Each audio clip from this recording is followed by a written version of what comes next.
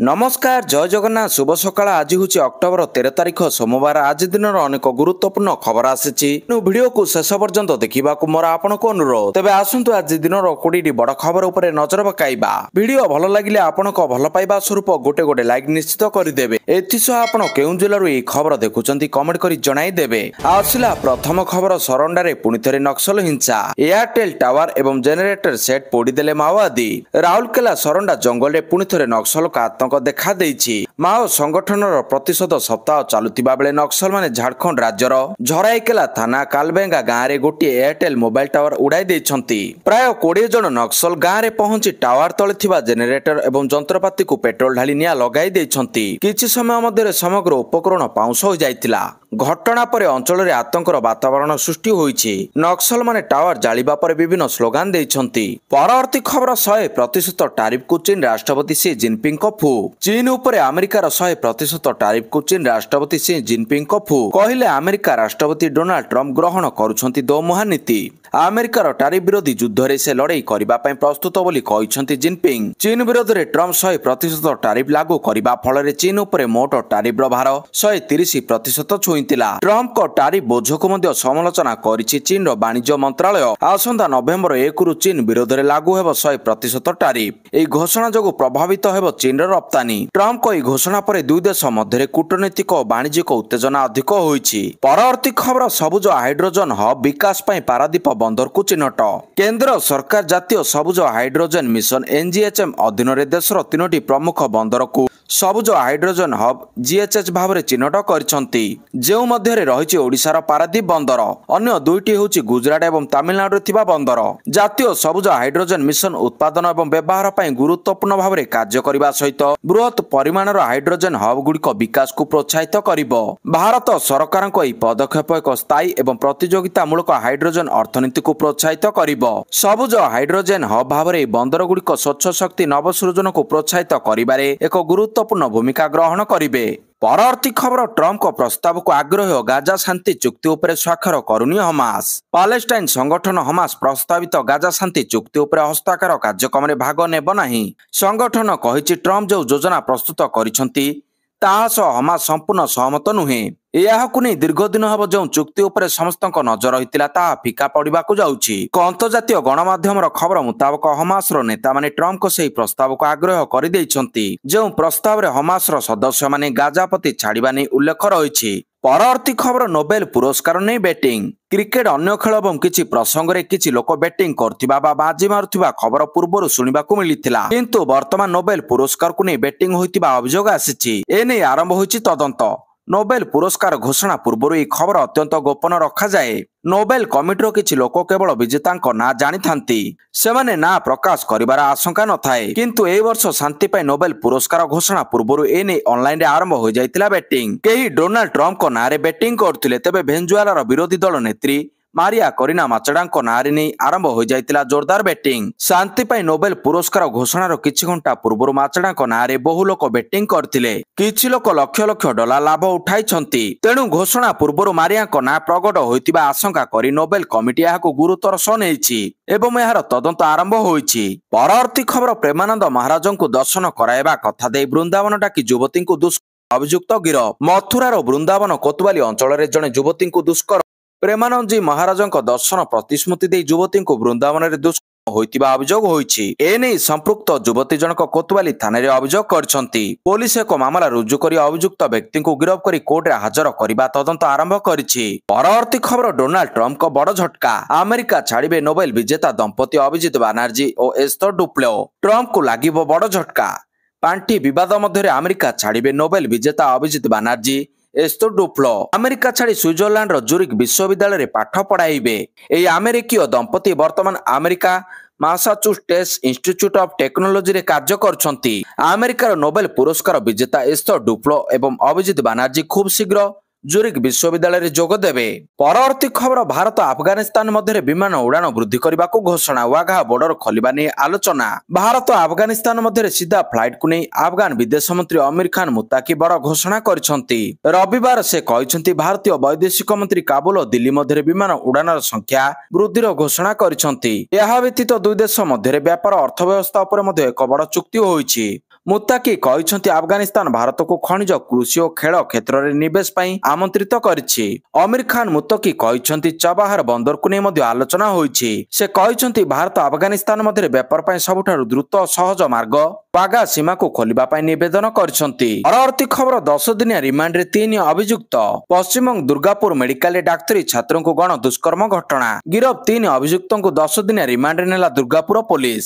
Remand ଅବଧିରେ ଘଟଣା ସମ୍ପର୍କରେ ଖୋଳତାଡ଼ କରିବ ପୋଲିସ। 3 ଅଭିଯୁକ୍ତଙ୍କ ଗିରଫ ପରେ ରବିବାର ଦୁର୍ଗାପୁର କୋର୍ଟକୁ ଚାଲାଣ କରାଯାଇଥିଲା। କୋର୍ଟରେ ହାଜର କରି ଅଭିଯୁକ୍ତଙ୍କୁ ରିମାଣ୍ଡରେ ନେବାକୁ ଆବେଦନ କରିଥିଲା ପୋଲିସ। ପରବର୍ତ୍ତୀ ଖବର ମହାକାଶଜୀବ ଓଡ଼ିଆଙ୍କ ହାତ ତିଆରି ମହିଳା ରୋବଟ ବୟୋମିତ୍ର। ଭାରତୀୟ ମହାକାଶ ଗବେଷଣା ସଂଗଠନ ଇସ୍ରୋ ଚଳିତ ବର୍ଷ ଡିସେମ୍ବର ସୁଦ୍ଧା ଗଗନୟାନ ମହାକାଶ ମିଶନର ଅଂଶ ଭାବରେ ଏକ ମାନବହୀନ ମହାକାଶ ଯାନ ଉତ୍କ୍ଷେପଣ କରିବ। ଏଥିରେ ବୟୋମିତ୍ର ନାମକ ଏକ ମାନବରୂପୀ ରୋବଟ ବହନ କରାଯିବ, ଯାହାକୁ ମହାକାଶକୁ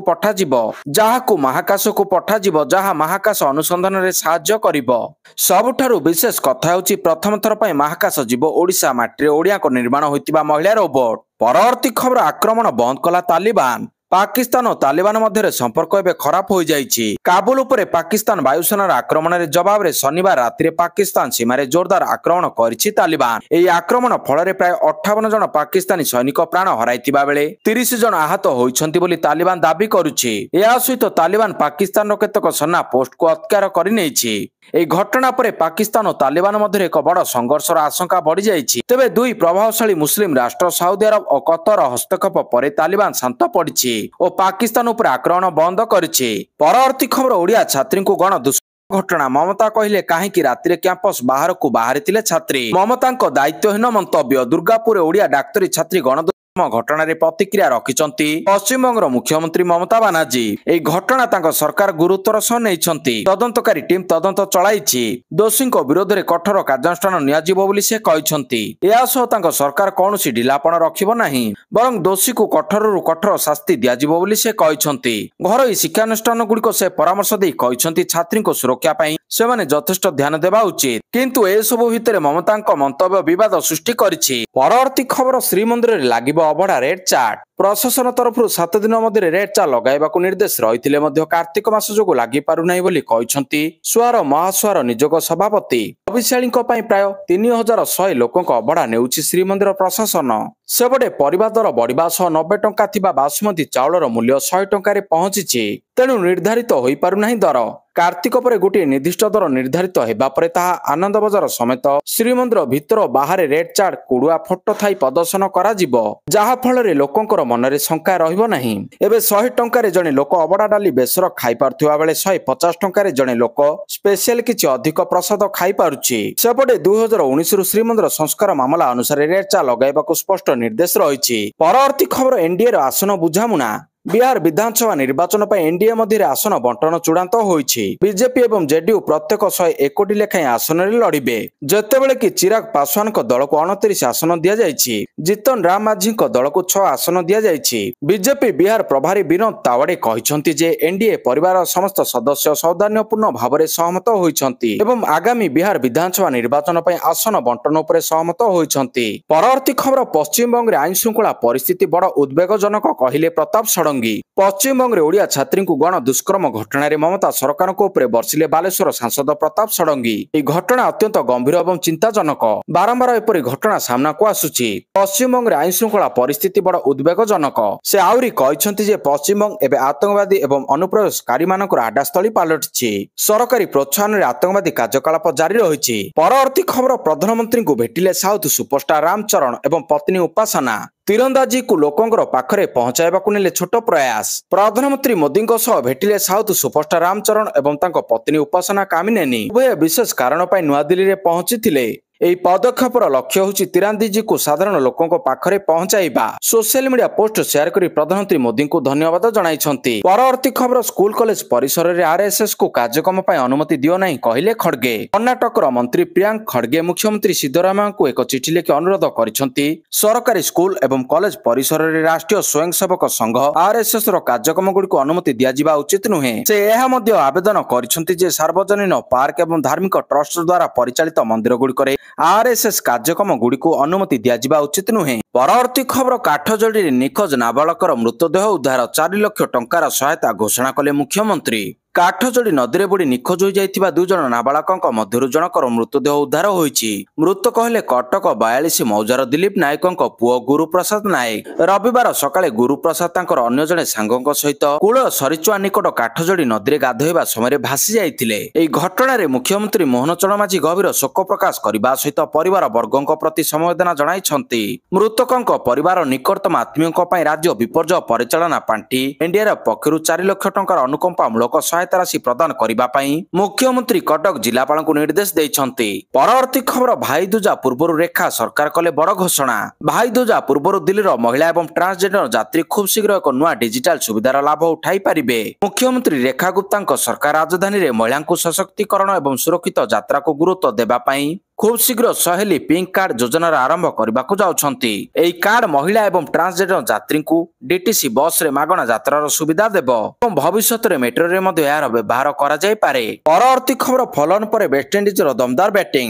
ଅରୁଣ ଜେଟଲୀ ଷ୍ଟାଡିୟମରେ ଭାରତ ବିପକ୍ଷରେ ଚାଲିଥିବା ଦ୍ୱିତୀୟ କ୍ରିକେଟ ଟେଷ୍ଟ ମ୍ୟାଚରେ ୱେଷ୍ଟଇଣ୍ଡିଜ ଦଳ ଫଲନ ପରେ ଦ୍ୱିତୀୟ ଇନିଂସରେ ଦୃଢ ବ୍ୟାଟିଂ କରିଛି। ପ୍ରଥମ ଇନିଂସରେ ଭାରତ 518ରେ 5ରେ ପାଳି ଘୋଷଣା କରିଥିବା ବେଳେ ୱେଷ୍ଟଇଣ୍ଡିଜ 248 ରନରେ ଅଲଆଉଟ ହୋଇଥିଲା। ପରେ ଦ୍ୱିତୀୟ ଇନିଂସରେ ବ୍ୟାଟିଂ କରି ତୃତୀୟ ଦିନ ଶେଷ ସୁଦ୍ଧା ଭ୍ରମଣକାରୀ ୱେଷ୍ଟଇଣ୍ଡିଜ 2 ୱିକେଟ ହରାଇ 163 ରନ କରିଛି। ଷ୍ଟମ୍ପ ଅପସାରଣ ବେଳକୁ ସାଇ ହୋପ 66 ଓ ଜନ୍ କାମ୍ପାବେଲ 87 ରନରେ ଅପରାଜିତ ରହିଥିବା ବେଳେ ଭାରତ ପାଇଁ ମହମ୍ମଦ ସିରାଜ ଓ ୱାଶିଂଟନ ସୁନ୍ଦର ଗୋଟିଏ ଲେଖାଏଁ ୱିକେଟ ଅର୍ଜନ କରିଛନ୍ତି। ମ୍ୟାଚରେ 2 ଦିନ ଥିବା ବେଳେ ୱେଷ୍ଟଇଣ୍ଡିଜକୁ ଇନିଂସ ପରାଜୟରୁ ବର୍ତ୍ତିବା ପାଇଁ 8 ୱିକେଟରେ 97 ରନର ଆବଶ୍ୟକତା ରହିଛି। ପରବର୍ତ୍ତୀ ଖବର, କର୍ମଚାରୀଙ୍କୁ ମିଳିବ ଦିବାଲି ବୋନସ, ବଢିବ ଡିଏ। କେନ୍ଦ୍ର ସରକାରୀ କର୍ମଚାରୀମାନେ ବୋନସ ଏବଂ ତାପରେ ମହଙ୍ଗା ଭତ୍ତା ବୃଦ୍ଧି ପାଇବା ପରଠାରୁ ଉତ୍ତରପ୍ରଦେଶ କର୍ମଚାରୀଙ୍କ ପାଇଁ ଅପେକ୍ଷା ବଢିବାରେ ଲାଗିଛି। ଉତ୍ତରପ୍ରଦେଶ ସରକାର ଯେକୌଣସି ସମୟରେ ତାଙ୍କର କର୍ମଚାରୀମାନଙ୍କୁ ଦୀପାବଳି ଉପହାର ଦେଇପାରନ୍ତି। ଯୋଗୀ ସରକାର ଉତ୍ତରପ୍ରଦେଶର ସମସ୍ତ ସରକାରୀ କର୍ମଚାରୀଙ୍କ ପାଇଁ ଦୀପାବଳି ବୋନସ ଘୋଷଣା କରିଛନ୍ତି। ସରକାରଙ୍କ ଦୀପାବଳି ବୋନସର ପରିମାଣ ଏପର୍ଯ୍ୟନ୍ତ ନିଶ୍ଚିତ ହୋଇନାହିଁ। ଏହା ବ୍ୟତୀତ ଡିଏ ମଧ୍ୟ ବୃଦ୍ଧି ଆଶା କରାଯାଉଛି। ୟୁପି ସରକାର କର୍ମଚାରୀ ଏବଂ ପେନସନ ଭୋଗୀଙ୍କ ପାଇଁ ଡିଏ ମଧ୍ୟ ବୃଦ୍ଧି କରିପାରନ୍ତି। ଏହା ବିଶ୍ୱାସ କରାଯାଉଛି ଯେ ସରକାର ଦୀପାବଳି ପୂର୍ବରୁ ଡିଏ ବୃଦ୍ଧିକୁ ଅନୁମୋଦନ କରିପାରନ୍ତି। ଏହା ଫଳରେ କର୍ମଚାରୀଙ୍କ ଦରମାରେ ଯଥେଷ୍ଟ ବୃଦ୍ଧି ହୋଇପାରେ। ପରବର୍ତ୍ତୀ ଖବର, ଫିଟିଲା ଭାଗ୍ୟ, ଜାଲରେ ପଡିଲା କୋଟିଏ ଟଙ୍କାର ମାଛ।